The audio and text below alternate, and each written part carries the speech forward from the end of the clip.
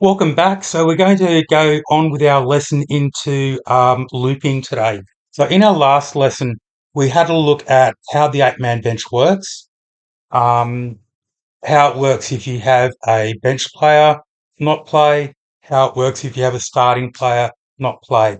Now, when you hear looping, looping is simply taking advantage of two things. One, how the auto emergencies work, and two, the rolling lockout through the round. Okay? So there are two important things: knowing who substitutes for who when a player's out, and how you can change that in your team setup, and who locks out when. Okay, they're the two very important things. Now, the most basic, the most basic loop that most people tend to um, use is what we call a bench loop. So let's say I've got Robert Derby here, not playing. Okay. And I want to use him to loop with. What I would need is two players here, one playing earlier. So Sorlo playing earlier, Hayward playing later. And the idea is if Sorlo scores great, then I'll leave it as it is. And my four reserves are Karaz, Marnie, Brown. Derby's not playing Sorlo. Or if Sorlo kind of busts and I want to take the gamble on Hayward to beat his score, then what I would do is swap Hayward and Derby. So Hayward's now above Sorlo. So in this scenario, my four scoring reserves are Faraz, Marnie, Brown, Hayward. In the other scenario, my four scoring reserves were Faraz, Marnie, Brown, Sorlo. Okay. Now, in this instance, this actually would not work. The reason why it won't work is Derby, the Cowboys play in the very first game. So they're the very first team to lock out. And because they're the first team to lock out, I'm completely unable to swap Derby and Hayward. Okay? So it's really crucial understanding who locks out when, who can still be moved when, and then running the scenarios through to check that it works. Okay. Now, let's get rid of Derby and place him with somebody that's actually playing.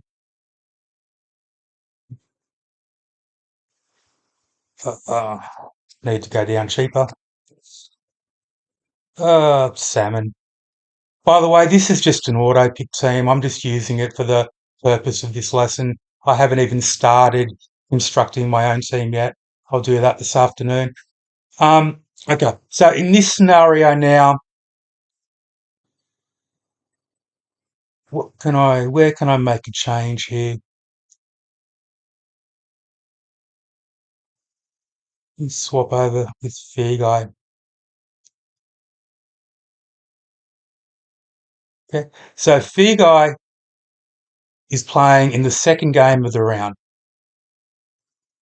So I could use him to loop with, okay, anybody so long as one of them is a Cowboy or Knights player. Okay. So I could actually use Fair Guy looping with Sorlo. So let's just set up for that. So I've got Fair Guy, I've got Sorlo.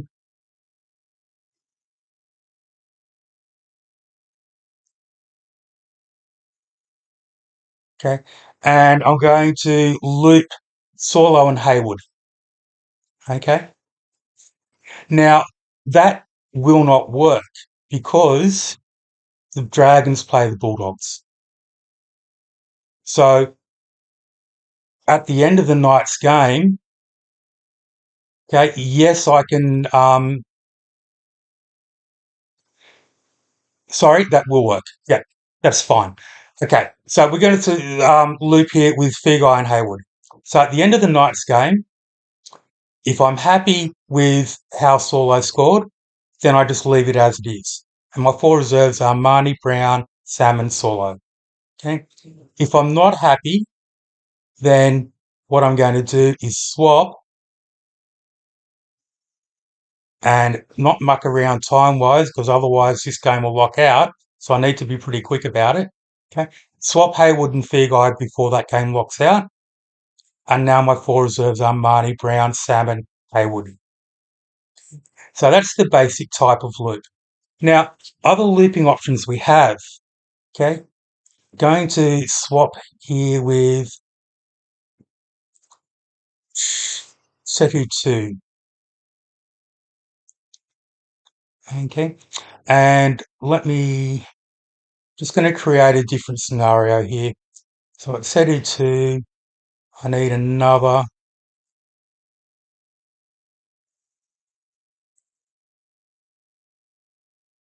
let me just find another fullback player.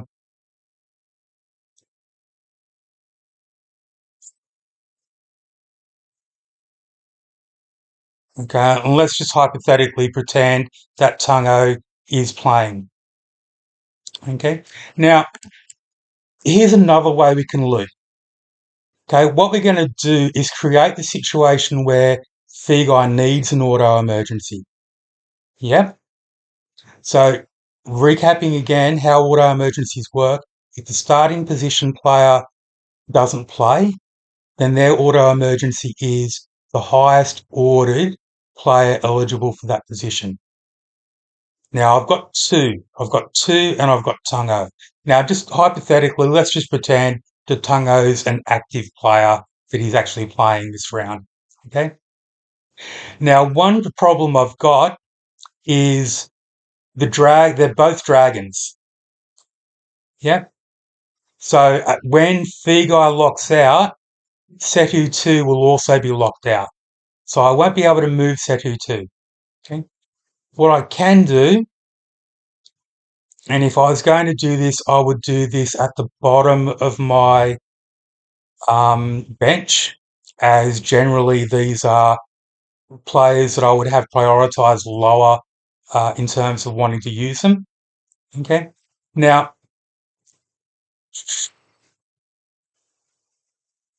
let's take this scenario. Actually, that doesn't work. I've got too many players in the first two games. Let's just change this slightly. Get rid of fail. Sorry, I'm just doing this on the fly, so I have to create scenarios that will work. And it doesn't matter who it is, you'll do. Okay, so what I can do here, Figai is going to be locked out. Setu 2 is going to be locked out at the same time. Setu 2 scores 10 points. I don't want the 10 points. Okay, what I can do is swap Fletcher, who isn't locked out. He doesn't play till out there somewhere. So I can still swap Fletcher and Tungo. And now Tungo is above 2. So Tungo will now be the auto emergency for Figai. That makes sense? So run through it again. What I did, went down the bottom of my bench, set my two fullbacks up for wing fullback players I want to loop down there. Okay. Two's the one that's going to play first, so I need him at 7. So, you know, if he's at 8, then I'm getting him. Then I'm not getting him no matter what. Okay. He plays first. He's at 7. Okay. I've got Tungo and I've got another player that I can swing around with. Both of these guys aren't going to be locked out when two's locked out. So if I want to keep two score as it is, I just leave Tungo where he is. If I don't want to get two score, I can manipulate my AEs by swapping Tungo and Fletcher. Yep. Now let's look at another way of doing it, another way we could actually do that. The reason why I'm doing it that way in this case is Setu 2 and Figai lock out at exactly the same time. So I can't actually do anything with Sehutu. So let's take Blake Wilson. Okay. And again, if these are players that low scoring plays that I'm looping, I would generally want them down the bottom of my bench. Yeah. And I would generally prefer to be having these other players' scores counting if something else happens in the round and I need one of them. Okay. So in this scenario, let's look. We've got Figai playing very early in the round. We've got Wilson playing for the Sea Eagles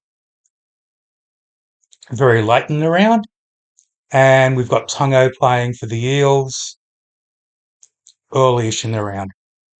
Okay. So again, what I'm going to do here, Tungo's going to play first. So I need him at 7 because once he's played, he's locked. Once he's locked, I can't move him. So if he's at 8, I'm not going to get him no matter what. Okay. At the moment, I've created a situation where he is my highest ordered wing fullback. So he is right now the auto replacement for Figai. Now, if he has a really shit score, and I think Wilson's probably going to score better, okay. Uh, sorry for this. I need a different.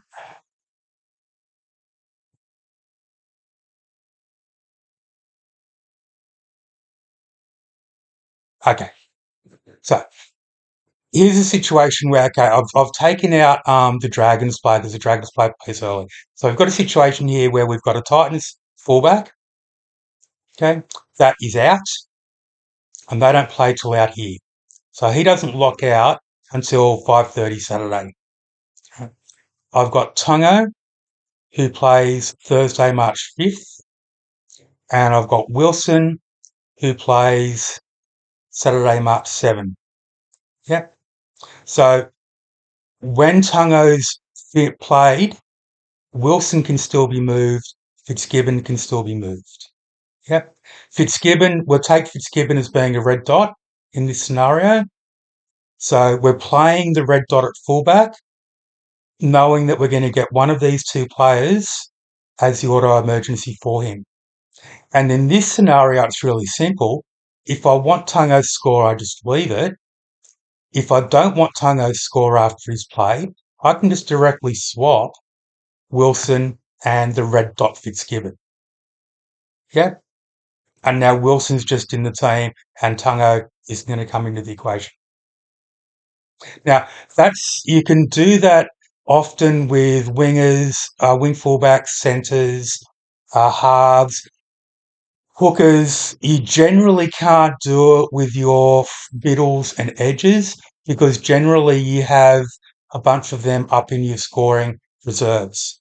So that positional loop is really good for specifically centres, wingers, depending on the makeup of your team. What you need to be really careful of, though, is that you don't have another eligible player up in your reserves getting in the way.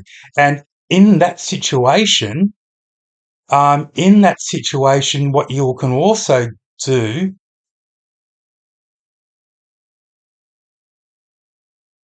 let's say that I had Carraz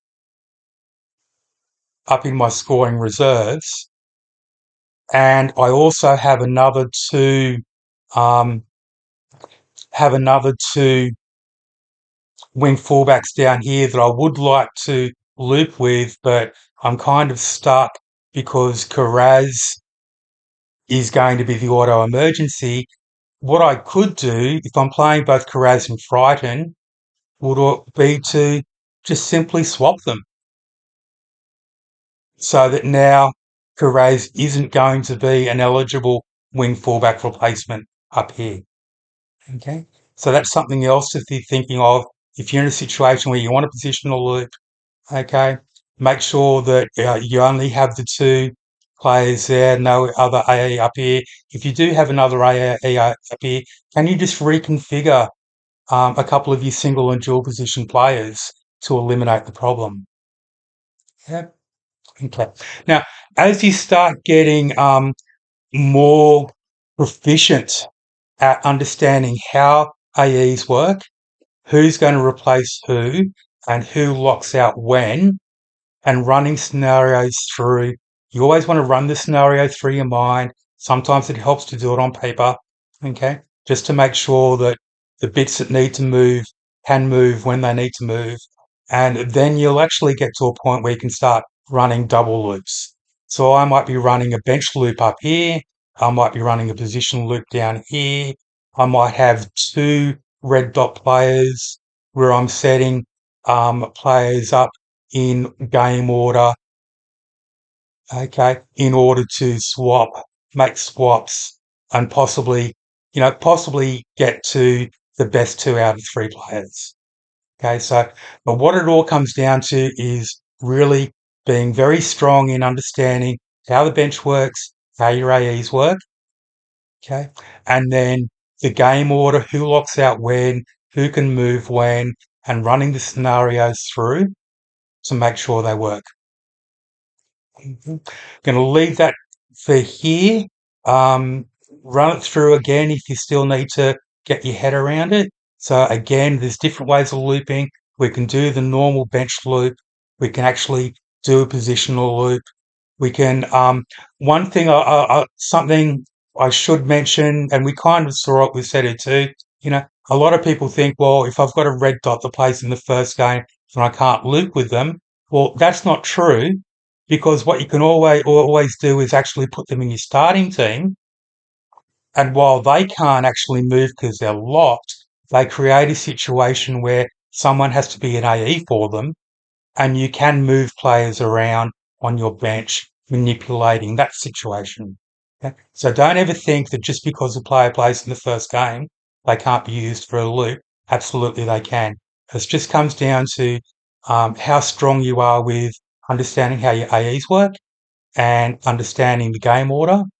And once you really start getting good at that, you'll start seeing many, many different ways where you can actually manipulate everything to your advantage.